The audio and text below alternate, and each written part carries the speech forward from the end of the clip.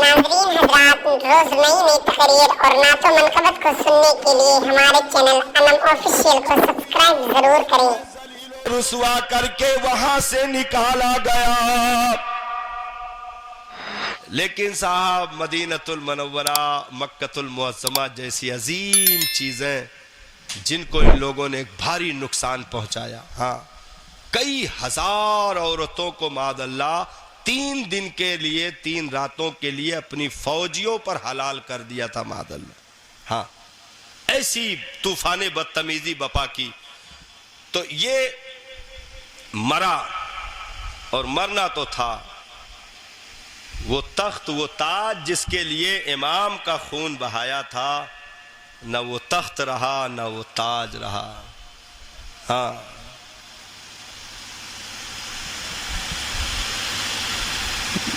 نہ یزید کا وہ ظلم رہا، ہاں، نہ وہ جفا ابن زیاد کا جو رہا تو نام حسین کا، جسے زندہ رکھتی ہے کربلا۔ ہاں، تو یہ امام علی مقام رضی اللہ تعالیٰ عنہ کے خون ناحق کا انتقام تھا جس نے اس کی زندگی مختصر کر دی۔ اس کے بیٹے کا نام تھا معاویہ بن یزید، جو یزید کے مرنے کے بعد تخت پر بٹھایا گیا، 40 دن بھی نہ چل پایا اور وہ بھی طرح طرح کی بیماریوں میں مبتلا ہو کر کے ختم ہو گیا۔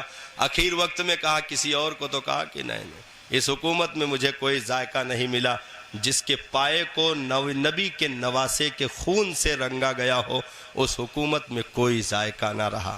تو نسلوں نے تھوک دیا ایسی حکومتوں پر۔ اب چونکہ ادھر معاملہ یہ ہوا، حضرت عبداللہ ابن زبیر اٹھ کر کھڑے ہوئے، ادھر یزید مر گیا، ادھر مختار ابن عبید ثقفی آزاد ہو گیا۔ تو اب اس نے خبر گیری شروع کر دی، کیونکہ اب بادشاہ نہیں رہا، تو اب جتنے رائے کی حکومت کے لالچی گھوم رہے تھے ان سب کی خیریت پوچھی جانے لگی، یہاں تک کہ کوفہ کے گلی بازاروں میں صرف لاشوں کے انبار نظر آ رہے تھے، ذبح کروا دیا۔ ہاں، ایک دن دربار میں بیٹھا تھا مختار، عمر ابن سعد جو رائے کی حکومت کی لالچ میں 22,000 لشکر کی کمانڈرنگ کر رہا تھا کربلا میں، اس کا بیٹا حفص مختار کے پاس دربار میں بیٹھا تھا۔ مختار نے کہا کہو خیریت تو ہے، تمہارے باپ آج کل کہاں ہے؟ ہاں، ابن سعد کہاں؟ تو کہا کہ ابا آپ کسی سے ملتے نہیں ہیں، ابا آپ گوشہ نشین ہو گئے ہیں، ابا آپ خالی عبادت کرتے ہیں، توبہ استغفار کرتے ہیں، ابا آپ خالی تلاوت کرتے ہیں، ابا آپ کہیں نہیں جاتے، ابا آپ بیٹھے رہتے ہیں، ابا خالی تسبیح پڑھتے ہیں۔ چپ! ابا لگائے، اب کہاں چلی گئی رائے کی حکومت ہے؟ جب موقع تھا گوشہ نشین ہونے کا تب ذلیل گوشہ نشین نہ ہوا، تب تو امام حسین کے مقابلے پر اتر آیا، تب کیوں نہیں جا کر کے مسجد کے کونے میں بیٹھ گیا کہ ہمیں دنیا سے مطلب نہیں، نواسے رسول کا سامنا میں نہیں کروں گا، میں رائے کی حکومت کیا دنیا کے کسی حکومت پر تھوکتا ہوں، تب تو نہ نکلا۔ آج گوشہ نشینی آئی، فوج کو بھیجا، اس کا سر کاٹ کر ابن سعد کا سر کاٹ کر لائے، دربار میں مختار کے پاس لا کر ٹیبل پہ رکھ دیا۔ اس کا بیٹا دیکھ رہا تھا، مختار نے کہا پہچانو کس کا سر ہے؟ تو چلایا زور سے، کہا ابا۔ اب ابا کے بعد زندگی بیکار ہے؟ تو کہا ہاں بیکار نہیں، بیکار ہو گئی، اب تم کو رہنا بھی نہیں ہے۔ وہ ہو کر بغل میں رکھ دیا۔ اور دونوں سر پیک کروا کر کے مدینہ شریف حضرت محمد بن حنفیہ جو حضرت امام حسین کی اولادوں میں ہیں ان کے پاس بھیجوایا تحفے میں، اور کہا کہ باپ کا سر مولا حسین کے بدلے، بیٹے کا سر مولا علی اکبر کے بدلے، لیکن ہاں اگر میں قریش کا 3 دستہ بھی کاٹ ڈالوں تب بھی حسین کے انگلیوں کی بھی برابری نہیں ہو سکتی ہے۔ ہاں سمر جل جوشان کھولی جس نے امام کا سر جدا کیا تھا اور تومڑے میں سر بند کر کے لے کر گیا تھا، ہاں اس کی عورت تک اس سے نفرت کر رہی تھی۔ جب کھولی کی گرفتاری آئی ہے تو اس کی عورت اندر تھی، کھولی نے کہا کہ جائے کا دروازہ جب کھڑی ہو جاؤ، جیسے وہ لوگ آئی ہیں چپے سے نہیں کہہ دیو کہ ہم اندر نہ آئے ہیں، باہر گئے نے گھومے، بتائیو نا، اچھا جاؤ۔ اور یہ بڑی سی ٹوکری تھی، اس کو سر پہ ڈال کر کے آنگن میں اسی کے اندر بند ہو گیا اور چھپا بیٹھا تھا۔ فوج آ گئی چوکھٹ پہ، کہا کہاں کھلی؟ اب عورت تو جلی بیٹھی تھی، جس دن سے امام کا سر اس نے دیکھا تھا یہ گھر لے کر کے آیا، اسی دن سے دل سے نفرت کر رہی تھی، لیکن چونکہ اسی کا آدمی تھا تو اب ڈرتی تھی کہ ہم ہی نہ مار دے۔ تو عورت نے زبان سے تو کچھ نہیں کہا، ہاں زبان سے تو یہی کہا کہ کھولی اندر نہیں ہے۔ ہاں وہ لوگ پوچھتے تھے کہاں ہے کھولی، تو کہا کھولی اندر نہیں ہے۔ ہاں مطلب منہ سے کچھ نہیں بولتی، منہ سے کہہ رہی تھی کھولی اندر نہیں ہے، کہ پتہ نہیں بے ہوا کہوں بچن جائے، اگر ہم بتائے رہا تو ہم ہی پہلے مارے لگی۔ ہاں تو منہ سے کہہ رہی تھی کھولی اندر نہیں ہے، اور ہاتھ سے اشارہ کر رہی تھی۔ اب اندر جو گھسی فوج تو ڈھونڈ رہی چاروں طرف کہاں ہے۔ اچھا یہ بڑا ایک جبہ پہنت رہا تو جون ٹوکرا اوڑھس رہا تو اسے 4 انگور جبہ باہرے رہ گئے رہا، وہ سجھواوے لاگ۔ جب فوج زیادہ کھڑبڑ مچاوے لاگی تو دیکھی جبہ باہریان ہے تو پہچان نہ جائے، تو وہ سجھواوے لاگا تو ٹوکریا ہیلا، تب کل کہیں ہے ہیاں اور ہیاں ای کاہے ہیلت ہے۔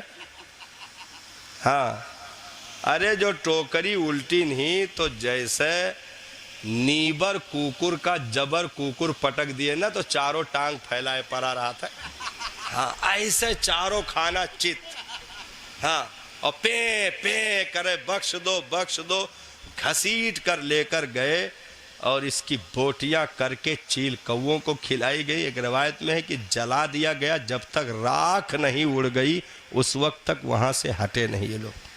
ہاں کیونکہ رب نے ارشاد فرمایا وَلَا تَحْسَبَنَّ اللَّهَ غَافِلًا عَمَّا يَعْمَلُ الظَّالِمُونَ، اپنے رب کو ظالم غافل نہ سمجھیں، وہ سب دیکھ رہا ہے۔ ہاں وہ سب دیکھ رہا ہے۔ ارے یک ملا بیٹھا رہا، ایسے بات ہوتا رہا، مختار سے آپس میں بات ہوتا رہا کہ بھائی جتنا رہے سب کا جبا کہہ دیا گیا، مار ڈالا گیا۔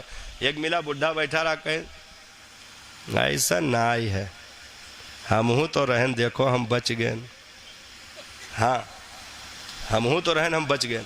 اب وہ چراغ کی بتی درست کرنے کے لیے اٹھا اور سٹ سے چراغ نے اس کو پکڑ لیا، اور وہ بھاگا اور نہر فرات میں کود گیا۔ تاریخ بتا رہی ہے کہ پانی کے اوپر وہ جل رہا تھا، اندر ڈوب بھی نہیں پا رہا تھا، اور جب تک راکھ نہیں ہو گیا اس وقت تک بجھا نہیں۔ اللہ اکبر۔ ہاں کسی کو کتوں کے حوالے کر دیا، کسی کو درخت میں باندھ کر تیروں کا نشانہ لگایا، کسی کو جو ہے زندہ جلا دیا گیا، کسی کو کاٹ کر ٹوکری میں بھر کر راکھ کر دیا گیا، یعنی الگ الگ طرح کے عذابات اترے۔ اچھا تعجب کی بات یہ ہے کہ تاریخ وہی، ہاں 6 سال کے بعد 67 ہجری، ہاں 6 سال کی، 6 کا اور کمیں رہ جاتا ہے۔ ہاں تاریخ وہی، محرم کی 10 تاریخ جو ہے ابن زیاد کا دربار، وہی کوفہ کا گورنر ہاؤس، وہی کرسی، وہی ٹیبل اور وہی تشتری، بالکل سیم تاریخ ٹکرائی۔ کرسی پر مختار بیٹھا تھا اور سامنے ابن زیاد کا کٹا ہوا سر اسی تخت میں رکھا تھا اور مختار چھڑی سے اس کے منہ پہ مار رہا تھا۔ ہاں، از مکافات عمل غافل مشو، وہی ابن زیاد ہے جس نے معاذ اللہ موصل کی گورنری کے لیے اتنا بڑا کام کیا تھا اور نواسے رسول کا سر رکھ کر کے چھڑی سے مار رہا تھا۔ جو صحابی رسول نے کہا تھا چھڑی ہٹا لے ابن مرجانا، میں نے اس لبوں کو رسول کو چومتے دیکھا ہے۔ تاریخ وہی ہے صاحب، 10 محرم کی تاریخ ہے، وقت وہی ہے، اور زیادہ سال بھی نہیں گزرے ہیں کہ وہی دربار، وہی کرسی، وہی ٹیبل، وہی تخت اور رکھا ہوا تھا۔ یہاں تک کہ مجمع تو لگا ہوا تھا، زبردست مجمع۔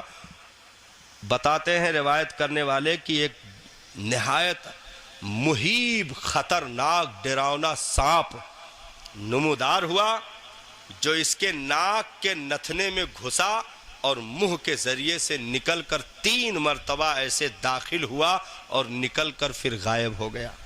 ہاں، ایسے عذابات کا اشارہ قدرت نے کیا۔ اچھا، سب سے بڑی بات تو یہ ہے کہ مختار اتنا بڑا کام کیس، لیکن لاسٹ میں خود ہی چلا گئے۔ لاسٹ میں مختار بورائے گوا، کہے لگا ہم نبی ہوئی، ہمارے پاس جبریل آوت ہے۔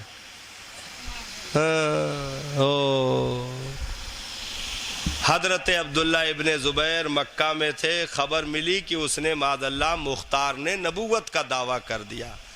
تو اب جو صحابہ کی ٹیم اٹھی، اس نے اس کا گھیراؤ کیا اور اس کو حضرت عبداللہ ابن زبیر کے لوگوں نے اس کو گھیر کر کے قتل کیا اور اسے فنار کر دیا، کیونکہ جو مرتد ہو جائے اس کی سزا قتل ہوتی ہے، اسے جینے کا حق نہیں ہے۔ تو اب اس پر علماء تفسیر کرتے ہیں کہ اتنا بڑا کارنامہ جو ہے مختار نے کیوں کیا؟ یزیدیوں کا خون بھائی کسی اور کو کرنا چاہیے، مختار جیسے گمراہ آدمی۔